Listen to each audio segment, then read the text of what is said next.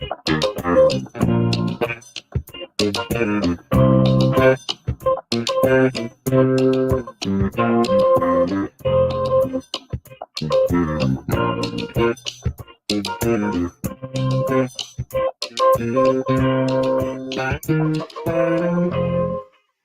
happy Thursday, everybody. Happy Thursday. Welcome to the Dollar Hour. I am Deonte Burden, aka Mr. Short Dollar himself. We got an awesome show planned tonight, and I think it's a discussion that people really don't think about until they go through it. And we're going to be discussing: can you handle medical crisis? Can you handle a medical crisis? Can you afford a medical crisis? Right. Again, can you afford a medical crisis? That's the conversation tonight. And the reason why I want to discuss this is because far too often we see people when they have medical issues, because we all know what two things in life: we're going to be born, then we're going to die, right? There's a good chance you're going to, as we grow older, we're going to have different kind of ailments. You have all kinds of spikes in cancer and all the kind of issues coming up. Being African American male, there are a lot of different conditions we predisposed to and everything. So people really don't think about it. Even if you have your regular maybe insurance covered with your job, Right. It's some of those other additional costs that may come in because policies get maxed out, deductibles already have to get met, things like that, and also sometimes work might get missed, right? So I want to have that discussion with you guys again tonight in regards to: can you afford a medical crisis? Can you afford a medical crisis? What's going on, people? See everybody tuning in right now. We're streaming live on Facebook, YouTube, Instagram, LinkedIn, TikTok, and Twitter. The main hub is the Mr. Short Dollar YouTube channel, where we talk about personal finance, business, entrepreneurship, and investing. Okay, so regardless of what platform y'all are looking at, if you have to leave, you have to come back, or whatever, go to the YouTube channel, Mr. Short Dollar, subscribe to the YouTube channel, and take advantage of all the great information that's there. Before we get started, I want to say what's up to my awesome producer, DJ Lab. What's going on, brothers? Another great Thursday. Hey man, I'm in the element. I'm in the element. TikTok cutting up already. Restricted. Already. You ain't say but two things. Hello. Born. It might be the cigar. I don't know. I think that is. Yeah, but when I did have a cigar, they did. So other week, so I can't win for losing. Right. Also, so what's up to my other producer, Slick 316. What's going on, Slicker? But yeah, man. Great week going on. I fished everything. I put the little fishes in my pond. Okay. So we're good with that. Was it koi or was it something else? Goldfish. Little 40-cent goldfish. Okay. We'll get used to owning a pond, then we can upgrade. In a couple of weeks or within the next month or so. But I'm real proud of the project we got going on with that. Yeah, you did a real good job on that back area. That what they call it? Tranquil area. Tranquility. My fun shui. Yeah, man. But yeah, I'm proud of myself for doing it. But yeah, man, we'll come up with this discussion. I think everybody's had some kind of family member to go through some kind of medical issue. But the other side of it, the financial aspect of it, I don't think people really think about it until they go through it, right?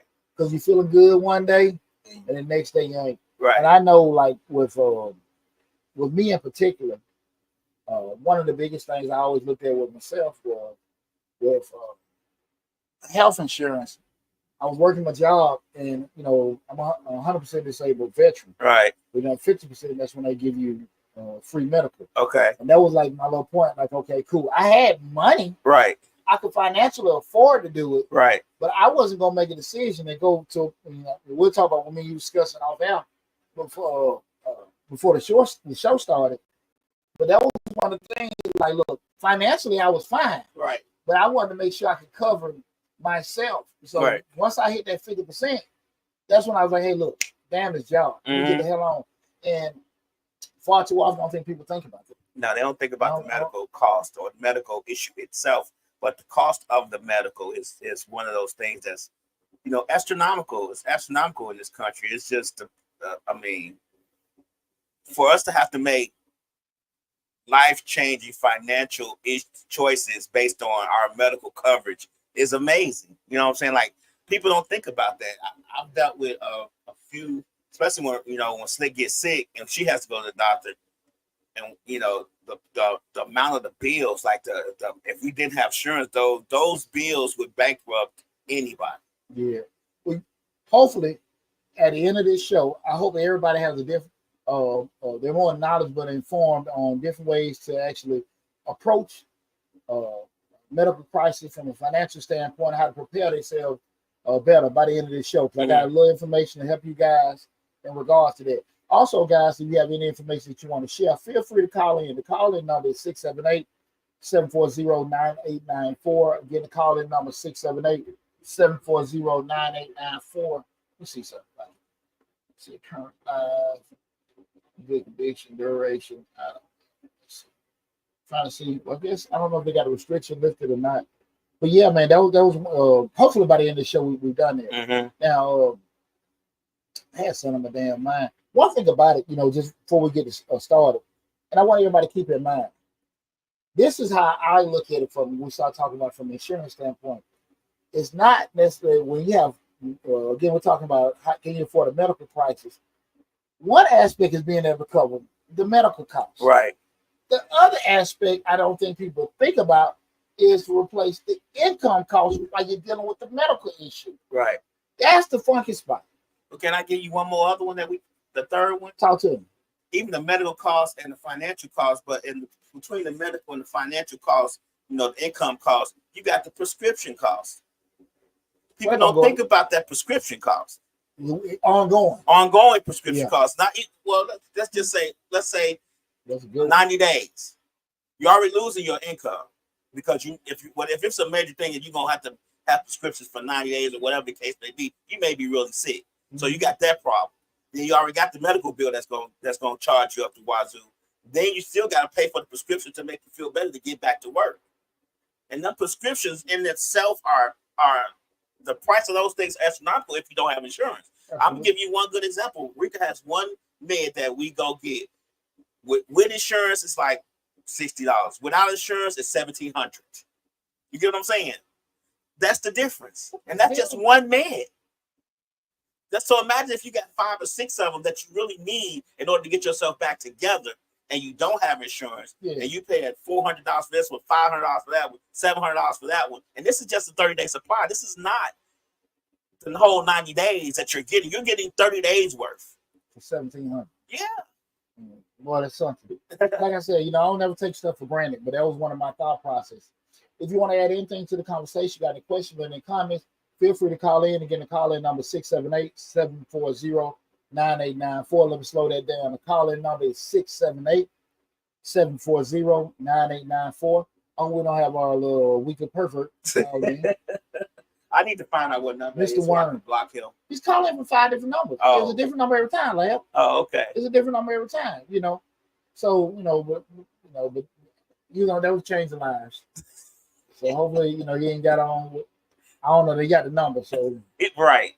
I'm gonna figure it out, though. Trust me. But one of the first things I want to discuss with everybody, the key thing I think that people need to understand is just understanding medical debt. And the 3 aspects of medical debt is number 1 being high cost. Lab talked about earlier, just medical treatments, hospital stays, and emergency care can be extremely expensive. The second one being those insurance gaps. Even with insurance, out-of-pocket costs, deductibles, and co-pays can be substantial. Mm-hmm. Substantial. And that third piece that we start talking about understanding medical debt being unexpected expenses. Sudden medical issues can arise, leading to unplanned expenses that strain your finances. Mm-hmm. And that being like if you need a ramp at your house, if you need your bathroom reconstructed, you maybe need your whole kitchen or something, depending on what situation. All those kind of things have to be adjusted. Beds, those kind of things. Vehicles. Vehicles. All those kind of things, you've got well, but after you got to the well part, now you got to live. Right. And you're living differently from what you lived before. Right. Right? And none of that stuff is free. Nothing. Right? None of it. Big shout out my roommate Deonte Johnson. That was one of my roommate in the army. Deonte was he's a Purple Heart recipient. But he was real adamant on me when I was going through my process to get my 100% from the VA. But I remember even prior to, because there's different aspects of things you're available to have, 50% and 100. But I do know they give veterans, grants each year. Where if you want to need accommodation at your home, showers, ramps, and stuff like that. You just have to put in for it. They also give us, I think, $1,000 a year for clothing line. Oh, okay. You know, we're doing They should. that. That's they should. Yeah. So those kind of things. But a lot of times people don't understand. I always try to help my fellow vets out. What's up, Savage Blister PR, Miss Shayna T? Do you recommend cancer or other specific rider policies? They can be pricey yet helpful in a crisis. Thoughts? The question was again, do I recommend cancer or other specific rider policies? And they can be more expensive. I would say this. I'm a big proponent in maybe having some kind of supplemental insurance set up. You can have other additional things like what the question about the rider. Those are kind of like addendums and additions to the current policy to have them.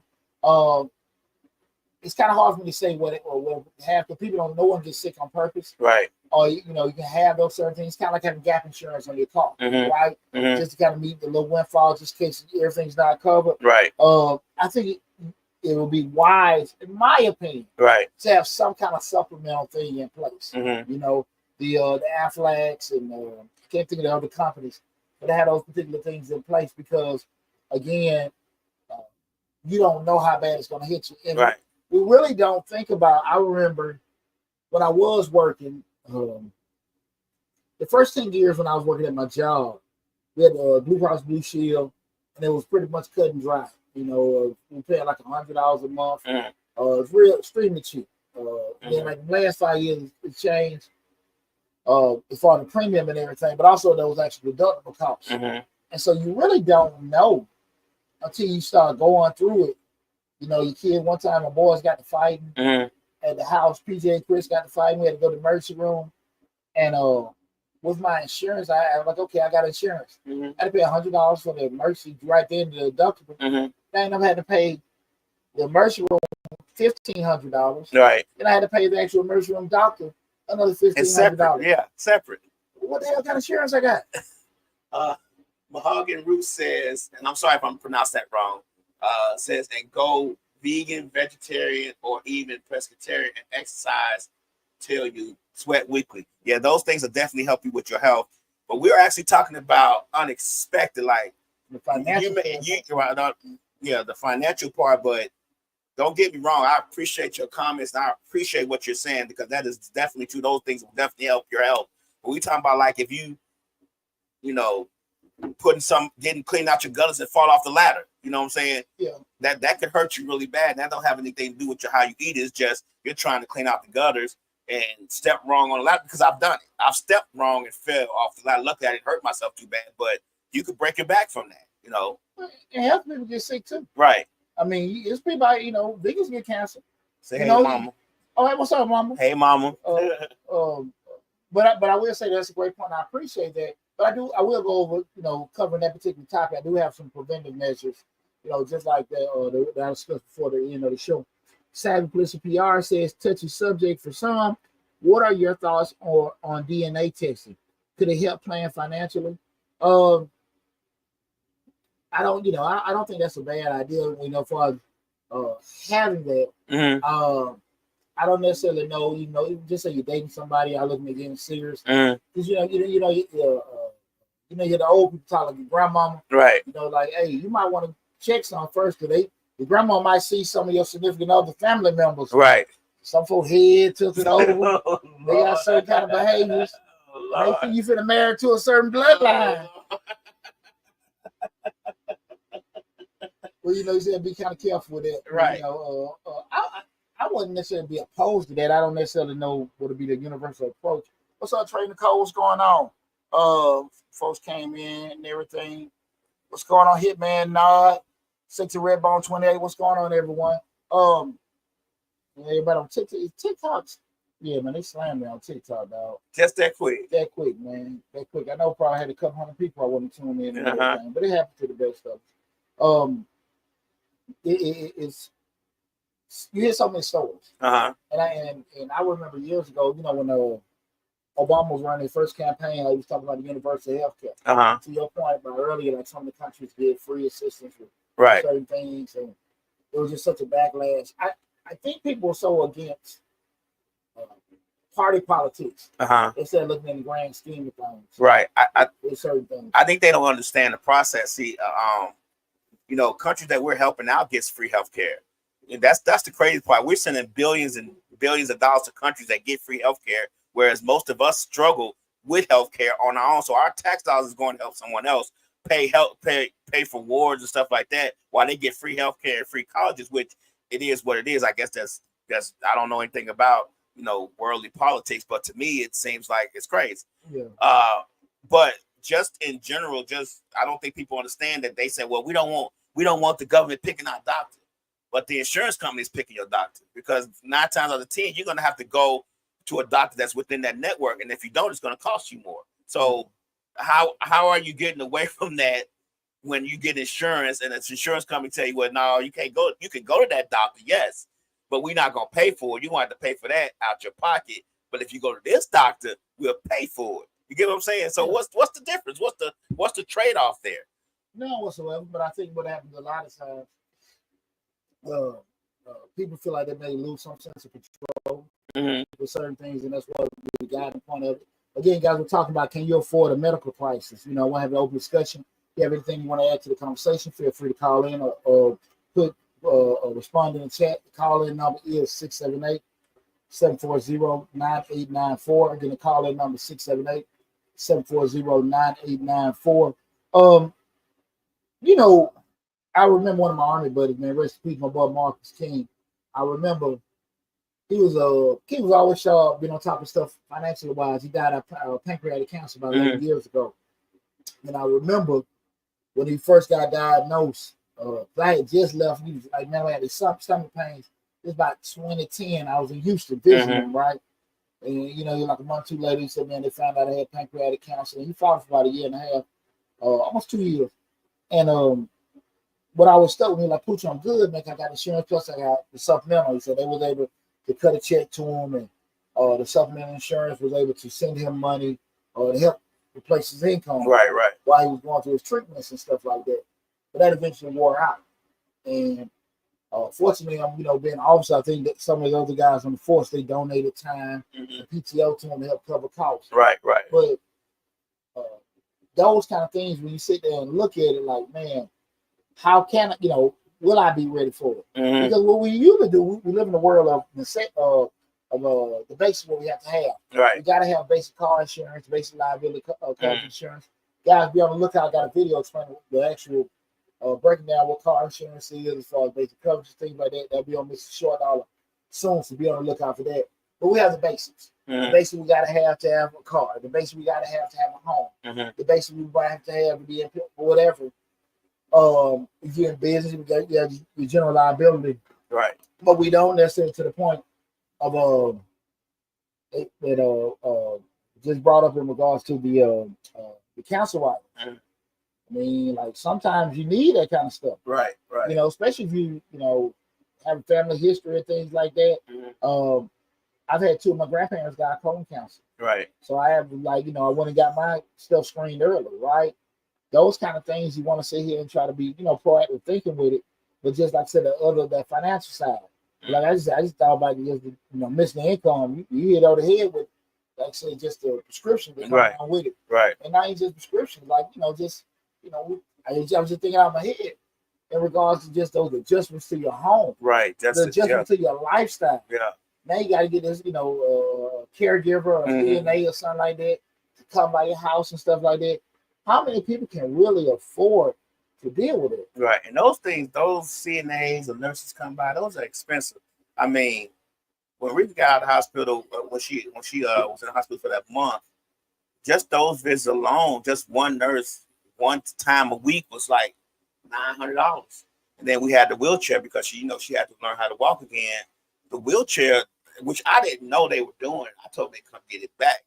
They were charging $450 a month on insurance for the wheelchair. And I'm thinking to myself, if I'm going to pay you $450 a month, I'm going to just go buy a wheelchair.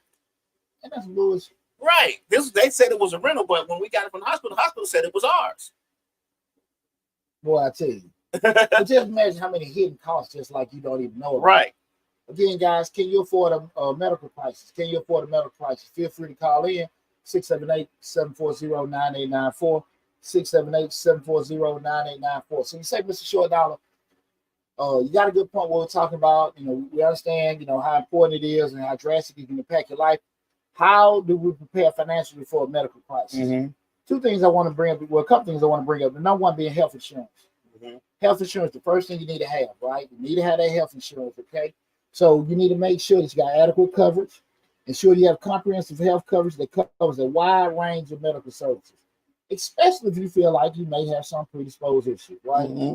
If the $20 or $30 extra that it may cost you a month to have it, mm-hmm.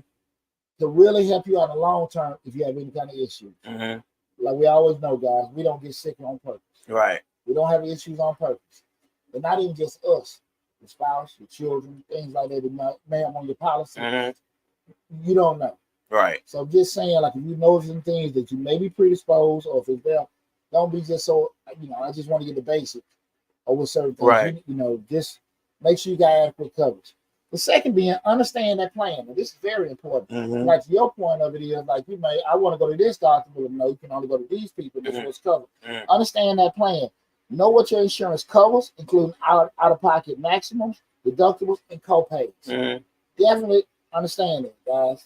And I think this really, what happens a lot of times, Leia, because I was married, usually the person that takes care, a lot of times it may be, it's not trying to be sexist. Most of the woman, the female, the mother mm-hmm. is in charge of that. And sometimes, I knew as a father, I might have dropped my kids off to the doctor, not drop them off, take them to the doctor. Mm-hmm. I'm just totally oblivious to what's going on. I know it's co-pays and duck right. And I'm like, well, shit, I gotta pay this. I gotta pay that.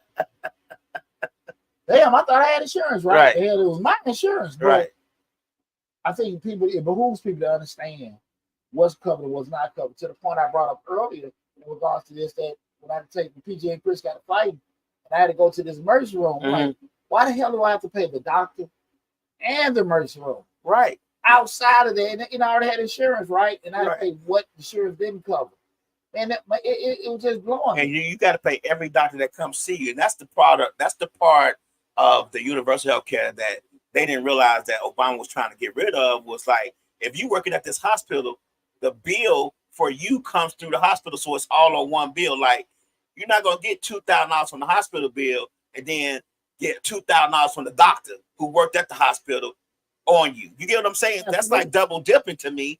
And that's one of the things that he was trying to solve on the billing, but it was such a partisan thing, and they didn't want him doing that, and it's gonna make us be waiting 17 hours to go to the hospital and all this other stuff.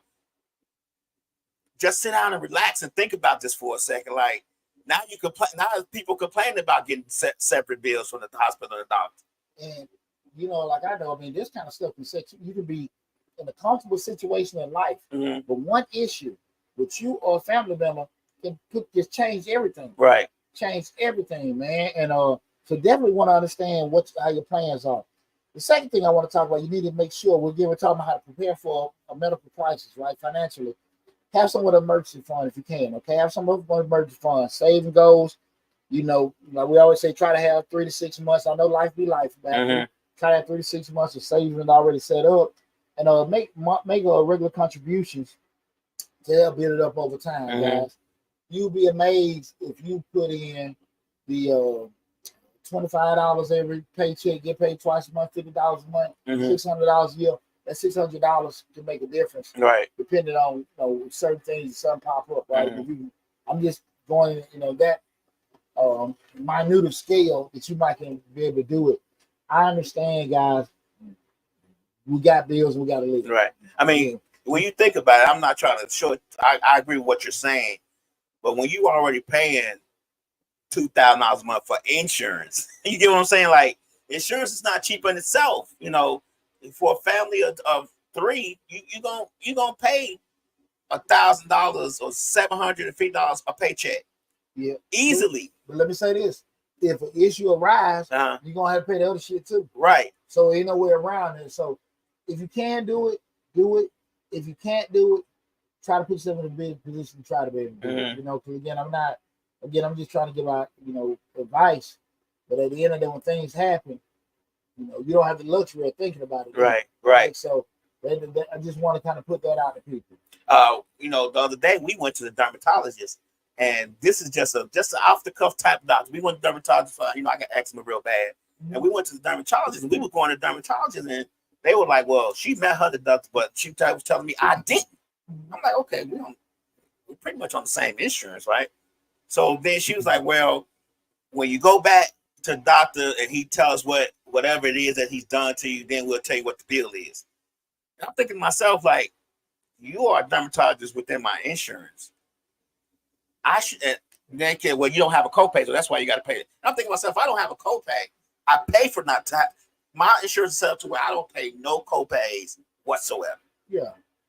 Emergency room, no copays. I pay that much so I don't have a copay. Yes. But you're telling me I got to pay the bill that's due after seeing you, and you haven't even ran it through the insurance yet. So you don't know what they're going to cover. So I felt like they were trying to get over on us. But just that in itself, like, how are you going to tell me what it costs and what I need to pay, but you haven't sent the insurance you to tell me what I got to pay? You get what I'm saying? When you send a bill to the insurance, they say, this is your portion. They say you a bill, a super bill, and say, hey, this is your portion of what you owe. This is what we paid. But they wasn't doing it like that. That kind of threw me off. And I don't think legally they're supposed to do it like that. Right. Was doing it. And they probably do it like that because they got burned. Right. But I don't think the legal is supposed to do that. They just want to run to the kill. Right. And run it through that. But to that point, you don't think about it. Those sometimes conversations you have before you even go to these places. Yeah, well, the conversation was had about what's going. And they say, "Oh, you don't have a copay, don't worry about it." But when we got there, it was a different conversation. I got you. You know what I'm saying? So those little things like that, no little nuances, and it's just medical. Even dentists are expensive. Mm-hmm. Vision. We talk about stuff that that are not really necessarily everyday health things, but just health things in themselves. You go to the eye doctor, and I have vision insurance, which pays a certain amount for my glasses. Yes. But on top of that glasses, it was another $700 for the lenses. So even though my frames are covered, I still got the cost of the lenses, which is $750. Because why? The medicine is in the lens. So when you get out of the eye doctor, you get your glasses, you got $800 just for the glasses. And it's not because of the frames, it's because of the lenses. And those little things that people don't understand, like, and then you say to yourself, why do I got insurance if I'm still paying $800 for these glasses? Well, to avoid paying $2,000 or $3,000 without insurance. But it still burns. You get what I'm saying? Like, and they were, oh, well, this, your insurance covers this, insurance covers that. And I'm thinking, okay, great. My insurance is covering all this. And then that still came out to $800. Yeah.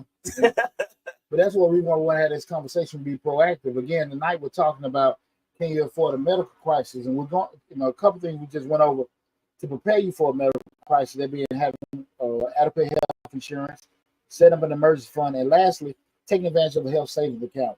You have some tax advantages where you contribute to an HSA. If you have a high deductible health plan, HSAs offer tax-free contributions, growth, and withdrawals for qualified medical investments. And some health savings account will allow you to do some kind of certain investment purchase while you're in those plans. Again, guys, we don't think about this a lot, but there are a lot of people when things happen, their whole life is catastrophically changed. Right. Because they can't do certain things anymore. So that's why we want to avoid it. Again, we're having that conversation. Can you afford a medical crisis? Guys, feel free again to call in 678-740-9894. Again, the call in number 678-740-9894. A lot of times, we'll see people that, we be on social media all the time. Hey, man, help me out. Significant other, they're battling cancer. Right. Parent had a stroke or whatever. Can y'all help with doing it? GoFundMe. Yeah, GoFundMe with doing it. And it's not an issue, ridicule, but it's just go back what I just want to kind of bring home. We're like, look, man, this is shit people really need to take serious. Right. In regards just to thinking about it.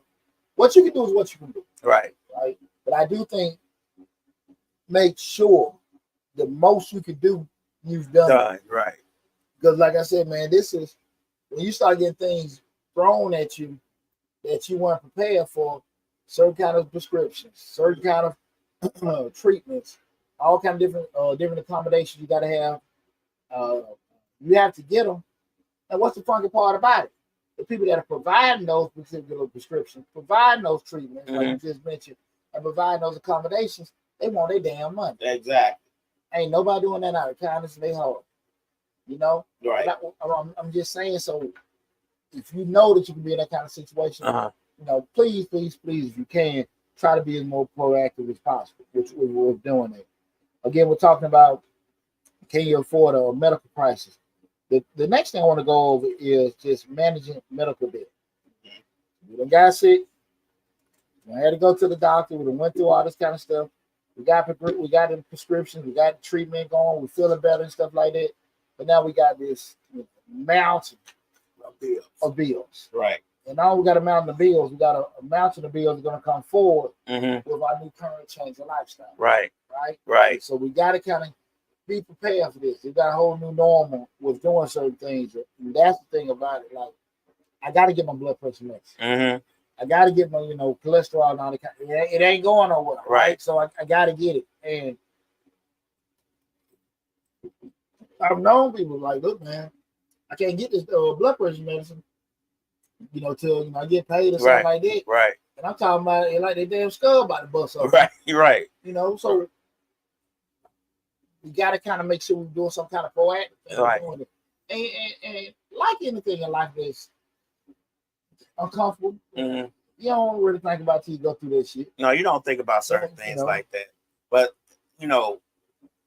the cost of just medical from the front door to the back door is just expensive. It's just and I'm not trying to knock what you're saying. I agree with. I just don't know if it's a way to prepare for it, because to be honest with you, to prepare for it 100%, let's put it that way. You can prepare for it and be more prepared than not. You get what I'm saying? But I just don't know if you can prepare for it 100%. And I'm gonna give you a good example. When Slick went in the hospital for them 30 days, and just the hospital bill was $510,000, $17,000 a day just to stay in the hospital, on top of the $152,000 a separate doctor bills. So we almost $1 million in for a 30-day stay at the hospital. You get what I'm saying? Yeah. Well, to your question, to your point, I'm not saying to be fully prepared. I'm just saying do as much as you can. And the whole point of you having this conversation is to bring awareness of things, because sometimes if you have never been sick or no one close to you have went through something, like you've actually went through it. Like, let me ask you a question. To that point, have you ever dealt with a situation where somebody close to you had a 30-day stay in the hospital? Prior to that? Yeah. Yeah. Well, you were dealing with that kind of bill? It wasn't as much. I think the cost has gone up since then, but it was around $270,000. Gotcha. The point I'm even bringing up with that is just like sometimes until it happens, you don't know. And just knowing how the process is going with paying these deductibles at the emergency room and doing this kind of stuff. Right. Because, you be at the emergency room, your kid bleeding and all this other kind of shit going on. Yeah, come on over here. They talking about that. Man, look, that's the first damn thing for my mind. Right. I can't afford this shit. Right. We better eat. Right. I didn't know they were going to get sick. But I want to have the conversation more so to kind of like, look, just have the thinking going like, look, regardless if you can or can't, regardless if you want to or don't want to, right? You're still gonna want their money. The bill's gonna be there, and you're still going to need that treatment. Right. So that's why I want to have that conversation. And we're going to the next phase of the conversation being managing medical debt. Again, guys, feel free to call in 678-740-9894. Again, that's 678-740-9894. The next phase being managing medical debt. I'm going to give you guys a couple tips that will help you in the process of being able to manage your medical debt. The first one being negotiating payment plans. One thing about it, guys, in the end of the day, we do know they want their money back. Right? And they know if you can just write a check and you can give it to them, but we know most Americans can't do it. Right. So I always say this, even from basic finance, we just talk about stuff from Mr. Short Dollar. Bills ain't gonna go away. Right. If they're infinite. You know, so not answering the mail and not answering their phone calls, that's not going to be I think a feasible solution. Right. To do that. But I do think you have to sit here and say to yourself, look, we got to have some kind of conversation. Right. So negotiate no bills, contact your healthcare providers to negotiate lower bills or discounts. Hospitals often have financial assistance programs. So, hey, listen, when they pull out the damn computer screen and ask you questions, hey, what can y'all do to help me? You ask your questions just like they ask them theirs. Payment plans. You can arrange payment plans with providers to spread out the cost over time, making it more manageable. You can only do what you can do. Right. But again, guys, please, please, please, if possible, try not to avoid it. Okay. Savvy Police PR says often treatment is very pricey. They can give estimates, but no definitive charges. In addition, experimental or newer aggressive treatments can be very high. And that's the thing about it. When you try to survive, appreciate that. Right. You're trying to survive. So I hear a lot of times, you know, and that's not what this show is about. But I've heard a lot of times people will talk about, you know, more holistic ways of doing things and stuff like that. But I think when you sick, shit, I don't give a damn. They got to shoot some motor oil in you. You know, let's get it working. I want to get well. Right. You have some people that stick to a certain way when they're dying. But I think once you're at that door, you don't care what they got to do to you. Right. Give me a doctor.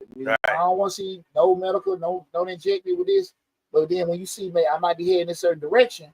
Do what you got to do to keep them around because I love life. I love my family. Right. So, it's definitely something. I appreciate that comment. It's definitely something, you know, have you rechange your focus. And again, we're talking about managing that medical debt. Again, that first would be a negotiation and payment plans. The second one, this is very, very, very important, guys. Very important because again, when you're going through something, your mind everywhere. Right? You worry about getting better, worry about your family member, they straight or whatever. You got all kind of stuff just worrying about them being well. But to your point about you just saying about charging your rent for a wheelchair that was given to you, you got to review bills for errors. Review again. We're talking about managing medical debt. Review them bills for errors, right? Carefully review medical bills for errors or overcharges. Dispute any discrepancies with your provider or insurer. And I'm gonna give you a good example. We was talking about Slick being in the hospital. She doesn't know this, but they charged her for an extra day. She wasn't there. I looked at them bills. But what if you did? Right. I looked at them bills. That's how I found out about the wheelchair. But I looked at them bills. I'm like, she wasn't even in the hospital this day. You know, they sent it because when you go on Signal, they show you all the bills. They show you what's due, what they do, whatever. And I looked, I kind of shuffled through that because I was for one, I was shocked at the price. Yeah. For two, I wanted to see exactly what they was charging for. Yeah. And they had a whole bill for treatments for a day. She wasn't even there. And I think most providers give you those statement of charges to let you know, like you said before, like what they covering, what you got out of pocket. And I wrote the insurance. I said, hey, she wasn't even here this day. She was at home that day. She actually came home the day before. And they got to take it off the bill and did whatever they did to work it out. But just if I hadn't looked at it, and I said, forget it, whatever, let the insurance handle that, they would have got an extra $20,000 for nothing. Now, how often do you think that happens?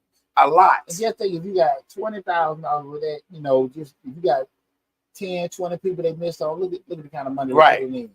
It's amazing. Right. And I think they do it on purpose sometimes because they don't want people, when you get bills with that many pages, this was a lot of pages. There was a lot of stuff on each page. You know what I'm saying? People just get overwhelmed by looking at it and be like, you know what? I ain't gonna worry about it. And you may have charges on there for 4 or 5 gowns for one day. And you know she ain't changed no gown for no 4 or 5 times in one day. You get what I'm saying? But that's $40, $50 for a gown for one day. So nobody use 4 or 5 days, 4 or 5 times in one day, $200-$300. And you're on the hook for it. Right. So that's very, very important. Savvy Police PR says, please speak on medical bills for minors. Thanks. You know, kind of going to the point we said earlier, when you deal with minors, it's just kind of like the life insurance for your children. We don't necessarily want to look at it, but anything is inevitable. Right. Happen, right? So I do think that most of your, even with the minors, it's going to still kind of follow that same aspect of what you're covering. Cover. Right. You know, we're doing it. We just don't necessarily think about it. Right. You know, if you have coverage with your job, I just would advise anyone, please get health care insurance. please get healthcare insurance. Just please try to do that. What's going on, Rough Draft? Appreciate you tuning in. I don't think people realize how healthcare insurance can help you. But when you get billed, when the healthcare insurance gets billed, they get the bill, and it's billed through them, and then they send you the bill. They send you the bill to look over it to see what's going on. I know Cigna does anyway. And you go on the portal, you click on the bill, you could see it, and then you could tell them, look, I like with the wheelchair. I told Cigna, hey, you keep paying for you. They keep sending you a bill for a wheelchair that was given to us by the hospital. Yeah. Like, why are you doing that? And then they, whatever they told them, but the insurance company don't want to be taken advantage of either. Yeah. So if you telling them that I didn't do that or I wasn't there that day, they're going to dispute that bill to try to figure out what's going on. The funky part about everything, like everybody's working in kind of like a 45-day lag.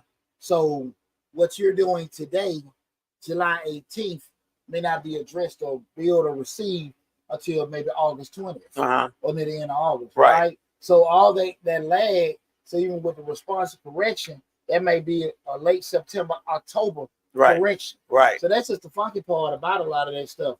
Even when you address it and something been sent to you, that's the thing about it, because everybody's operating in that kind of lag. Right. Because it's going through maybe 2 or 3 different appointments, 4 or 5 different hands, from a coder, a biller, or all that kind of stuff, receivings, and all that kind of stuff, the payables department, all that kind of stuff. It has to go through so many people. So maybe back and forth with doing it. It can easily be there 3-6 months before something's damn correct. Right. That's the funky part about it. But definitely stay on top of that. Again, I'm talking about managing medical debt. First one being negotiation and payment plans, reviewing bills for errors, and the next one is financial assistance programs. You have a lot of nonprofits or places that will help you. Be proactive. Be proactive. Like I said again, I understand when you're going through something, you're going through something. Right. All right. But you gotta sometimes just sit here and just refocus. And I will give this bit of advice. I have never really had to use it, but I've heard people say this, and I think it makes sense. When you're going through something, or you have somebody close to you going through something, try to have some kind of advocate, like that can kind of be sensible. Like you just say, if you're going through some kind of treatment or a family member or something like that, have someone near you grounded. And just kind of, because you may be numb, or like I say, your focus may be on your wellness or somebody close to you wellness. You want to have some kind of advocate to say, hey man, listen, I know y'all going through this stuff, but hey bro, you still need to take care of this bill or whatever. Right. It kind of keep you grounded with it. Okay. Because when you're going through shit, you know what I'm saying? You ain't thinking about that. Yeah, your mind, I don't give a damn about that. But then you turn around, you got this stack of bills and all this other kind of stuff to try to go through. But I would advise to have some kind of advocate for you there. Like, hey, man, listen, I'm going to go through this damn abyss. I would appreciate if you could kind of help me, reel me in sometimes go through it in regards to just say from these bills and things like that. Because this shit going to be a lot. It's going to be some days I ain't going to be there. Right. But I might need to be like, whatever. If I, if need to be, I might need you to actually, pay some of these bills or whatever. I need access to whatever. But have somebody there to kind of keep you help you out. Right. With that. What's going on, Pretty China? Samuelson PR said, please choose someone who is logical or who has integrity. Of course, so, and that's a good point. Just make sure you have someone there that can kind of, just, of course you trust them, but you like, look, because when you're going through shit, you want to deal with the shit. Right. You don't want to deal with nothing else. Yeah. The other stuff, because again, it doesn't stop things. Like I said, while you're going through, people they study building. Right. They ain't worried about that. Yeah, they study building. They gonna keep building. Yeah. So you got to make sure, if you can, have somebody in place for that. Again, guys, tonight's show we're talking about, can you afford a medical crisis? Again, can you afford a medical crisis? Having a basic conversation in regards to something that a lot of people go through in regards to just having medical issues coming up, and the impact it has for you from a financial aspect of the billing and the cost you have, the loss of income that you may have, and then the change in lifestyle that you may have going forward in regards to just prescriptions and treatments and accommodations that you may have. We're having a good conversation in regards to that. If you came in late or you have to leave, remember, guys, go to the YouTube channel, Mr. Short Dollar, and you see the whole video in its full entirety. Okay. I know everybody got different stuff going on in dinner time and stuff like that, so I want to hold nobody up. But definitely, guys, you do have to leave. You came in the middle of the conversation. Go to Mr. Short Dollar on YouTube, and you'll be able to see this whole video in its full entirety. Again, that's can you afford a medical crisis? And a couple of remedies when we start talking about debt management strategies. You know, look, I got this together. You know, it's a big tsunami. How can I get ahead of everything if I just can't really pay for it? Pay for everything at once. You know, one strategy you can use can be some kind of debt consolidation. You got different loan options. You can consider a personal loan to consolidate multiple medical debts into one payment, potentially at a lower interest rate. You hope to do that, or you get some kind of credit counseling to kind of help you with with doing that. Because once it's there, it's there. Right. And what we don't want to have happen, and it happens far too often. You guys see. You got these bills, you didn't address it when they call you. They sent you a couple collection letters. Right. You ignored it. Right. Next thing you know, your check getting gone. Yes. Your account getting locked in. Right. We ain't got time for that. Yeah. Let's have some proactive conversations. You know, we say stalling techniques or whatever, we're doing it. But we can't avoid that. Yeah. We can't avoid that. So we try to give them a call, do that. You got to consolidate some debt, they're doing it. But keep in mind, guys, you know, let's take advantage of different programs might be out of there, but let's definitely not just avoid it. Right. Because. But let's be aware, though. I mean to cut you off. Let's be aware, though, that even if you do make plans with them, that medical, they don't have to keep you out of collections or away from judgment to garnish your checks. They can make a plan with you, and I'm talking from experience. They can make a plan with you and go over and you start paying the payments and decide in 2 weeks, nah, this ain't working out for me. Because I did it. With my ex-wife, she had some medical stuff, and I worked out a payment plan because she wasn't working. So I said, okay, forget it. And that's what soured me on this. I called them up. I said, hey, I can pay you this amount of money until we can get it down. And if she started back working, we can try to pay this. Oh, great, whatever. Worked it out, sent me paperwork. I signed, they signed, I signed, whatever. And then within like 2 months, my check was getting garnished. And I fought it because I was like, hey, you know, we have a payment plan we worked out. And let me ask you a question. To that point, I appreciate you sharing it. Did they do that in spite of, or they do that because of what we just talked about before? Because in my mind, when I hear something like that, I don't know. Because of those lags in different departments with regards to the receiver department, the payment department, the coding department. Like, okay, this person talked to you, right? But once they update it, it may not get to the actual collection department to 2 or 3 weeks, right? But during that time, they initiated. Do you think that may happen, or you have no idea? I don't know, because to be honest with you, I was talking to them from the beginning. Gotcha. You understand my perspective? Right. I never dodged their calls. You know what I'm saying? I always talk to them, and I'll give it. Now, granted, they will call me while I'm at work sometimes, like, hey, I'll call you back. I'm at work. Let me call you back, because I knew that it was a big deal. So but I never dodged their calls. That was something I never did. I talked to them. Now, I may not have talked to them as much as they wanted me to. I may not have reacted as fast as they wanted me to certain things, because I had to get my ducks in a row. I can't tell you how much I'm going to pay until I know how much I can pay. Yeah. You know what I'm saying? So you're not going to force me into giving you an amount, because that's just not what I'm going to do. You know what, I appreciate you sharing that, because again, I do want to give people false pretenses. Like, if you do these certain things, that's going to happen. But we do know if you don't do shit. Right. Well, it helps. Don't get me wrong. It helps. Because when I went to the court to I had to file for Chapter 13 at that time. He's like, well, you got to pass. I have a payment plan worked out. I don't know why they did this. So the judge was more sympathetic towards me, because he said I wasn't avoiding. I talked to him. I worked out something. So he didn't even know why they was part of the credit. But what he did do, he made the payments for them lower than anybody else. Because once you file bankruptcy, you have to go all your debt in there. Yeah. Theirs was the only one that was pressing. You know what I'm saying? Yes. But since I was doing it, I had to do it for everybody. Well, to this whole point, we started talking about debt management strategies. That is the last resort, being bankruptcy. Right. As a last resort, bankruptcy can discharge medical debt. However, it can have significant long-term financial and credit consequences. What you got to do is what you got to do. Right. So I want to say it'd be, this person telling you, no, you know what you can and can't do. Right. You know, listen, because at the end of the day, I said it a million times, this is one captain that's not going down with the ship. You know what I'm saying? Right. So, you know, if you've been proactive, had the conversations, and it didn't work, you just got to try my best. It just didn't work. We'll go from there. But I definitely want you to make sure you've done as much as you can on the front end, far from a preparation standpoint, and an action standpoint, to kind of have yourself as prepared as possible, and also be as aware as possible of what you can and can't do and what's provided for you with that. Again, tonight's show we're talking about can you afford a medical crisis? Again, this is Mr. Short Dollar. On this Short Dollar YouTube channel, we talk about personal finance, business, entrepreneurship, and investing. Right now, we're streaming live on Facebook, YouTube, Instagram, LinkedIn, TikTok, and Twitter. The main hub is the Mr. Short Dollar YouTube channel, where we have over 1,000 videos covering those particular topics. And events you just came in, or you got to leave before we get wrapped up, go to Mr. Short Dollar on YouTube and get to check out this video in full entirety, along with the other 1,000 videos covering those subjects we spoke on earlier.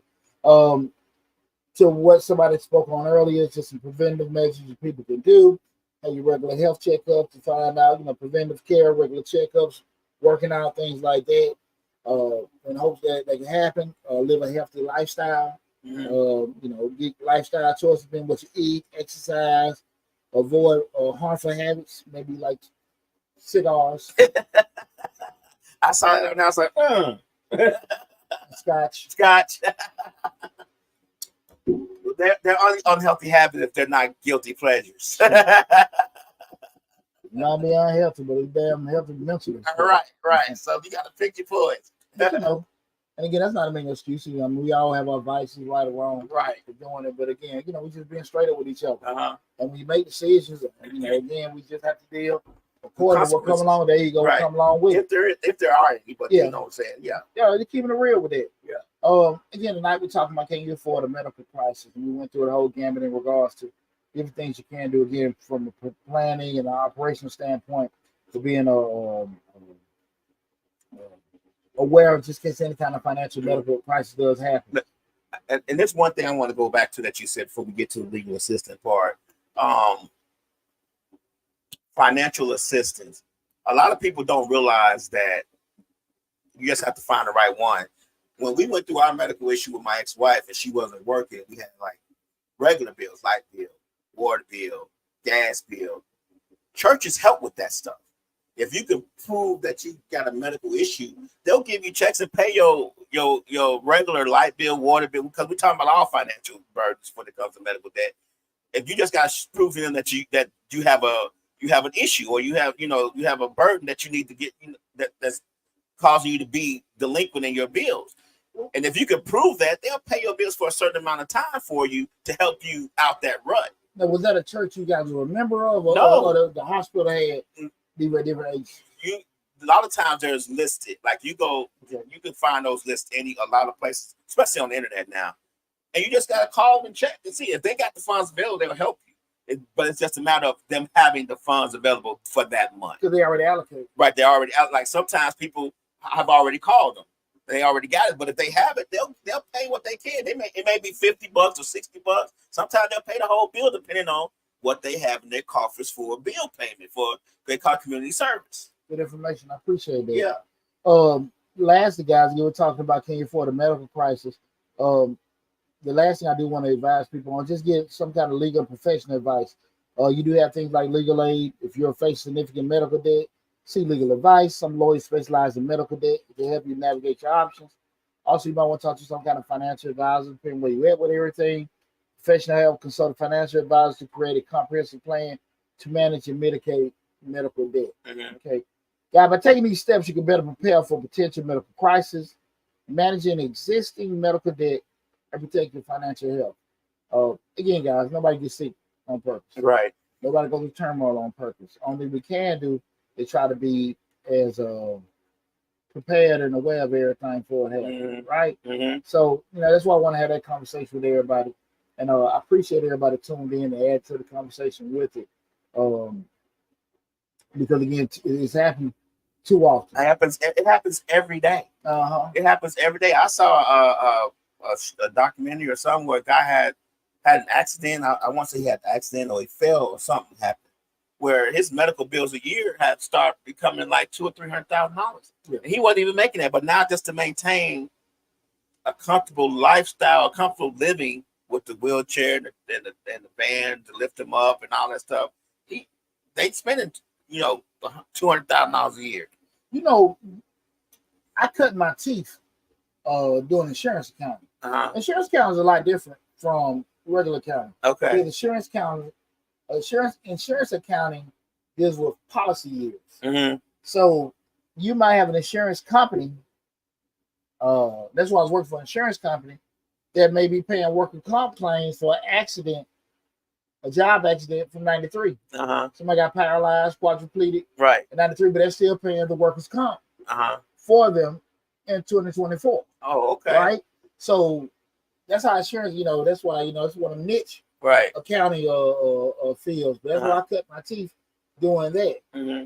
But so I was able to see there was people out there that got injured 20, 30 years prior that were still getting, incurring costs, hundreds of thousands of dollars for doing that.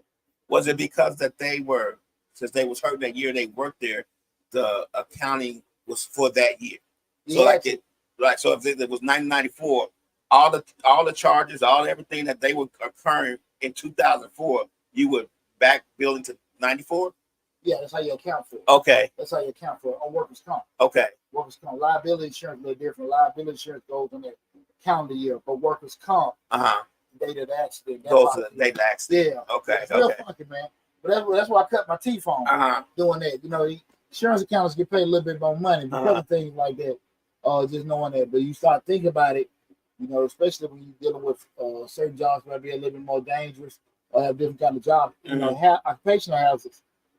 That happens, but I seen that a lot.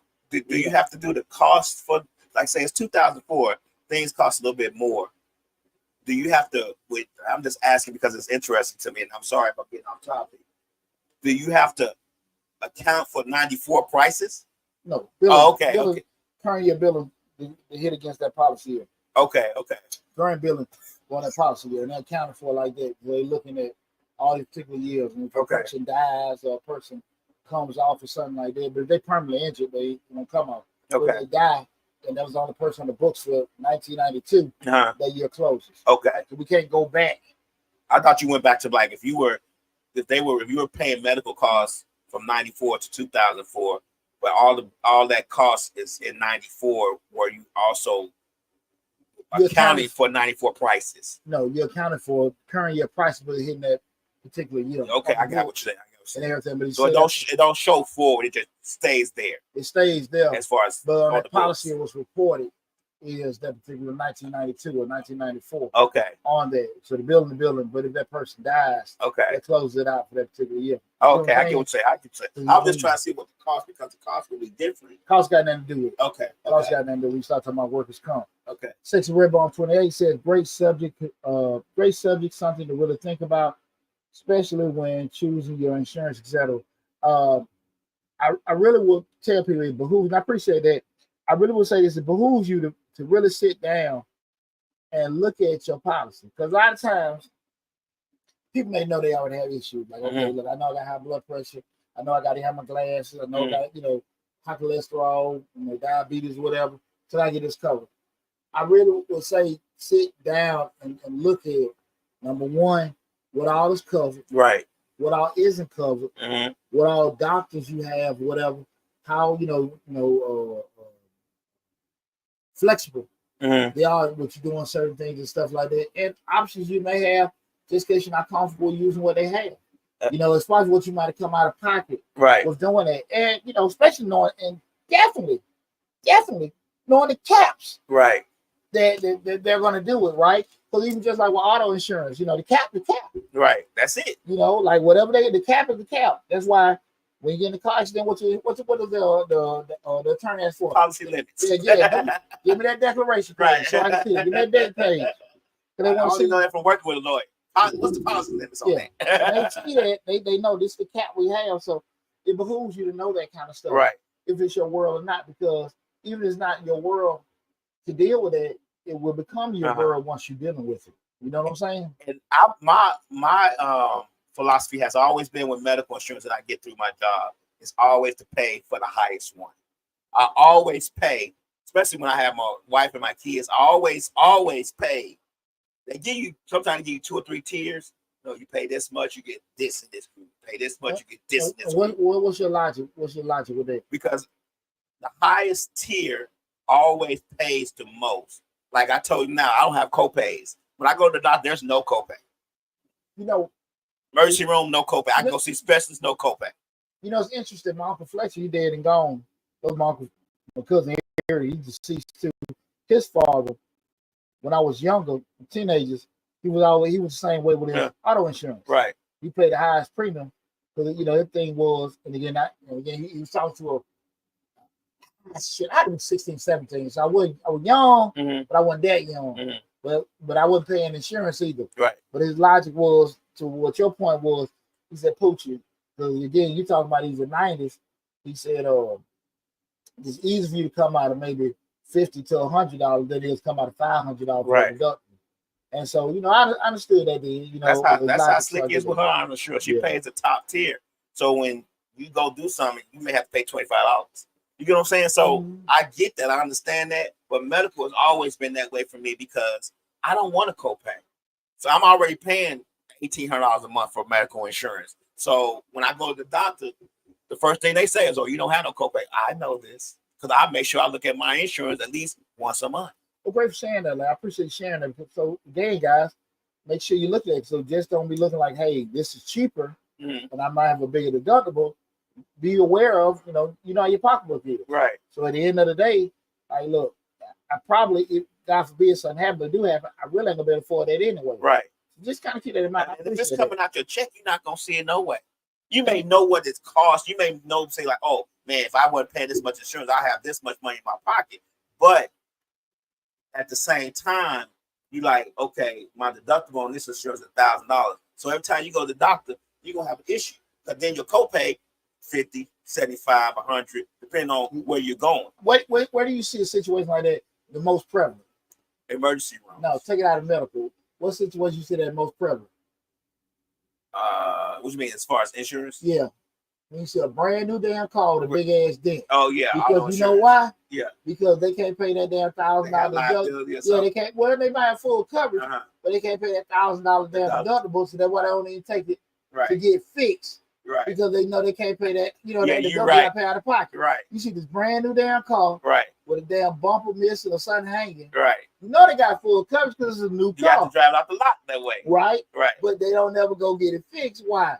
Because they know they got to come out of pocket that $1,000 deduct. Right. And it may be $1,500 to fix it, but you got to pay $1,000 to get it fixed. Exactly. Right. Hell, it might be $2,000 or $3,000, but they just ain't got that deductible. Right. And that's one of the things that that sticks to me when I see new cars. That's something when my uncles brought my attention one day. I was younger riding and stuff like that, and I was just wondering like, damn, he said, but that's why. But what your uncle sound like Slick, because Slick he drive down, she said, "Ooh, somebody didn't have to check." Because when she see cars set it up, she'd say, "Ooh, somebody didn't have to check," or somebody kept the check. Especially with a new car, especially with a new car. Right. We're doing that.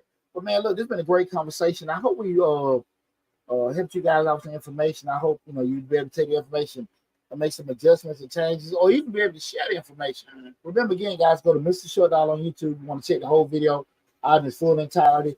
Can you afford a medical crisis? Along with all the other great information we have on the YouTube channel. Appreciate all the love and support. Listen, we halfway there to getting 30,000 subscribers on the YouTube channel. I think we had 29.5, something like that. No, I think it's 29.6 now. Well, 29.6. Right. Listen, we almost there. So listen. Tell a friend to tell a friend. That's right. Subscribe to Mr. Short Dollar on YouTube. Take out all the great information. Look, we got an active grants playlist with over 150 different grant opportunities. Information covering finance, business operations, entrepreneurship, personal finance. Take advantage of all the information on Mr. Short Dollar on YouTube, okay? Love you guys. Be safe, and I'll talk with you soon.